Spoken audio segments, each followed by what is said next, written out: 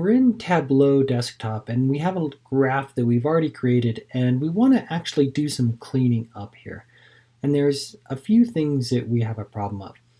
First, I've got some data points where the year in school, this first year, junior, senior, sophomore, where I've got some data points where they actually didn't put down their year in school. And so we've got some null values that we want to get rid of because this is pretty useless. Second, we have this first year, and it really bothers me that there's not a space here. And finally, this sophomore, I don't like the fact that this is having, some ellipses, some dot, dot, dot stuff going on here. I don't like that. The y-axis, this number of records, I'd really like for this to say number of students. And then finally, this main title for the graph isn't so great. So we're going to fix all of those. Basically, we're going to polish this graph up and make it look a little bit nicer. So let's start out with this set of nulls. And basically, I want to get rid of the data points that are contributing to this null column. And the place that I do that is over in this data source. And what we're going to do is we're going to take our data and we're just going to filter out any rows of data where the year in school is in fact a null. And so the way we do this is we go up to my filter. I'm going to add a filter. And currently we don't have anything set, so we'll add one. And what we're going to filter on is we're going to filter on year in school, click OK. And now we get to define how the filter is. And in this case, I'm going to take this null and I want to get rid of it. And so it has this little strikeout showing that we're going to be left with our first years, juniors, seniors, sophomores. And this is going to work for us. So I'm going to click OK and click OK. So that defines our first filter. I go back to my sheet and we're down to 4 columns. Perfect. Now the next thing that I'm sort of annoyed about is the fact that this first year doesn't have a space in it. And the way that we're going to do this is we're going to go back to our data and we're going to add what's called an alias. In other words, we're going to add a label to this category level that adds a space. And so we go up to this little drop down box on the column and this gives us a bunch of options, and one of them is aliases. And this allows us to take what the data set had in with this first year and say, don't display the first year, display something a little bit different. In this case, what I want to display adds a space.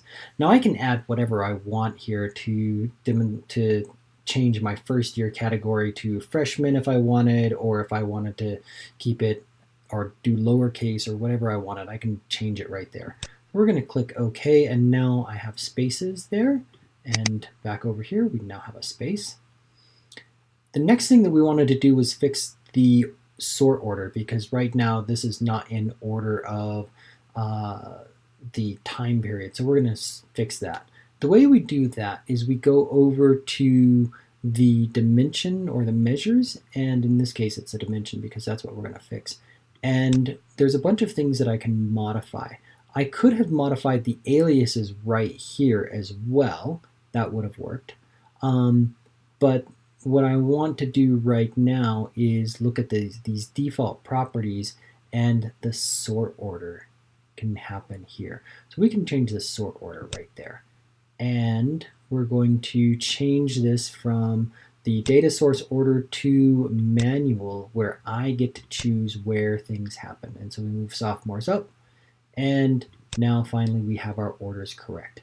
Now the sophomore is still getting cut off, and so the way we can do this is just give ourselves a little bit more space on this graph, and come on, a little bit more space. There we go. And so now our sophomores are getting displayed. And then the final thing we want to do is do our labeling. So let's label the y-axis a little bit more cleanly. And so we can just click on that and go in and type whatever we want for this axis title. In this case, we want number of students. And so now we have that labeled as number of students. Click out of that. That's correct. And now we have this main title.